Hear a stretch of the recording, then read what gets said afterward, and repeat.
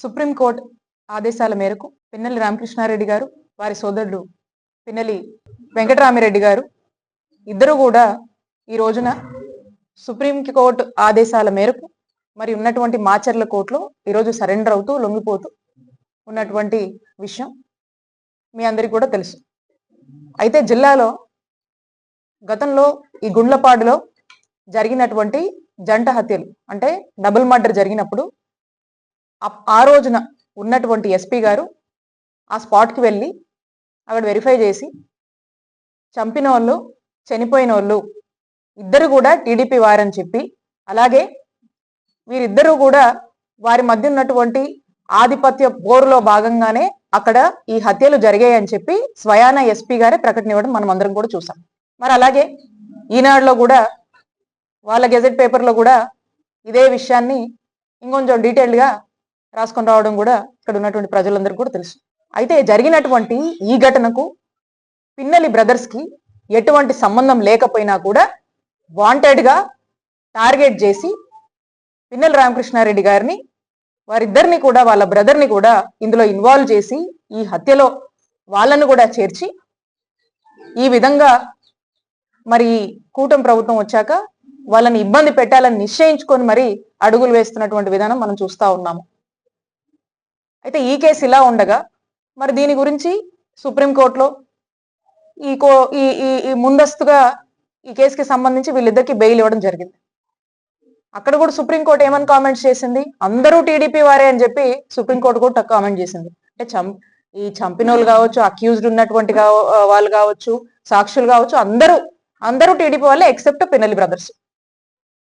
ఆ తర్వాత వీళ్ళకి ముందస్తు బెయిల్ ఇచ్చినా కూడా మళ్ళా వీళ్ళు దానికి సంబంధించి బెయిల్ వేసుకుంటుంటే ఇప్పుడు వీళ్ళే ఈ బెయిల్ రాకుండా రకరకాలుగా సృష్టించి అడ్డం పడి ఈ రోజున వాళ్ళని అరెస్ట్ చేసేదాకా కూడా తీసుకొచ్చింది.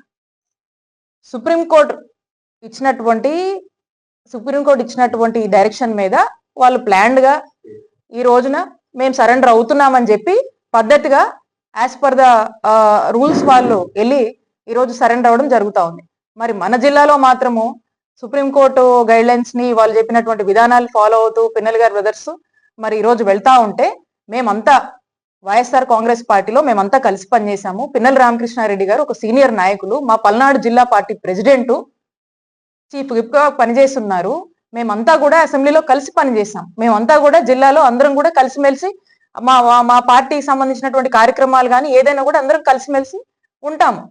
మరి మా ఉమ్మడి జిల్లాకు సంబంధించినటువంటి వైఎస్ఆర్ కాంగ్రెస్ పార్టీ నాయకులు వచ్చి సంఘీభావం తెలుపుదామని అక్కడికి వెళ్దామని అనుకుంటే ఎందుకు ఇంత రెడ్ అలర్ట్ జిల్లాలో ఈ పోలీసులు ఇచ్చారని మేము అడుగుతా ఉన్నాము.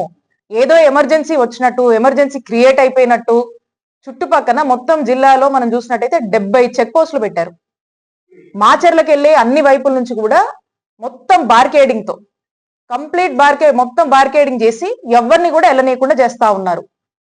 రాత్రి 11-12 గంటలకు అప్పటి నుంచి కూడా ఇంటి చుట్టూ పోలీసులను పెట్టి నైట్ నోటీసులు ఇస్తామంటారు. అంటే ఎక్కడికైనా పారిపోతున్నామా మేము, లేదా ఏదో జరిగిపోయిందని ఏదో వేడుకలు చేసుకుందాం అనుకుంటున్నామా, ఎక్కడన్నా ధర్నాలకో లేకపోతే ర్యాలీలకో పిలుపునిచ్చామా? ఇదేం కాదే, ఇలాంటివేం మేము ఆర్గనైజ్ చేయలేదే.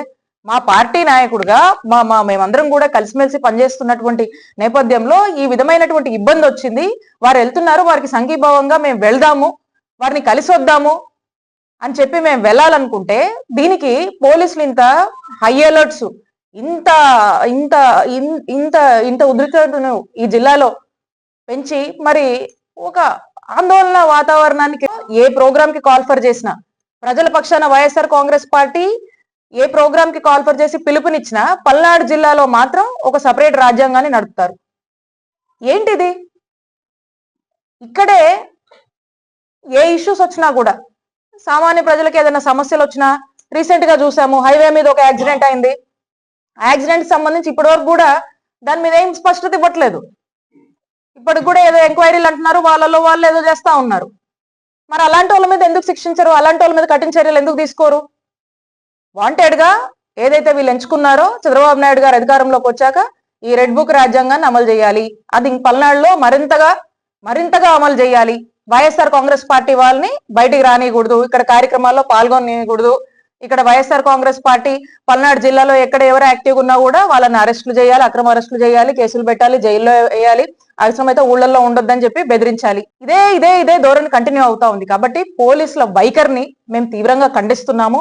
ఈ రోజు మేము సంఘీభావంగా పిన్నెల్లి బ్రదర్స్ కి వారికి అండగా ఉందాము, వారి దగ్గరికి వెళ్ళి అందరం నాయకులు అందరం కూడా ఎక్కడికక్కడ ఇన్ఛార్జ్లో వెళ్ళి కలిసి వద్దాం అనుకుంటే మమ్మల్ని గృహ నిర్బంధం చేసి, మమ్మల్ని రాత్రి నుంచి హింసించి, మమ్మల్ని బయటికి రాకుండా చేసి, వారు కోర్టులోకి వెళ్ళి సరెండర్ అయిన తర్వాత కూడా అది చెక్ చేసుకుని 1-2 సార్లు అప్పటిదాకా కూడా మమ్మల్ని కార్లలోంచి బయటికి కార్లు ఎక్కనివ్వలేదు, బయటికి రానివ్వలేదు.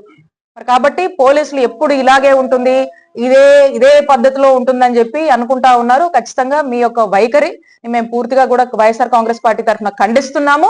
రోజులన్నీ ఒకేలా ఉండవు, ప్రజలు అన్ని గమనిస్తున్నారు. ప్రజలు సరైన సమయంలో ఈ ప్రభుత్వానికి ఇలాంటి ఒంటెద్దు పోకడతో లేదా అత్యుత్సాహంతో పోతున్నటువంటి పోలీసులకు కూడా బుద్ధి చెప్తామని చెప్పి తెలియజేసుకుంటున్నాం.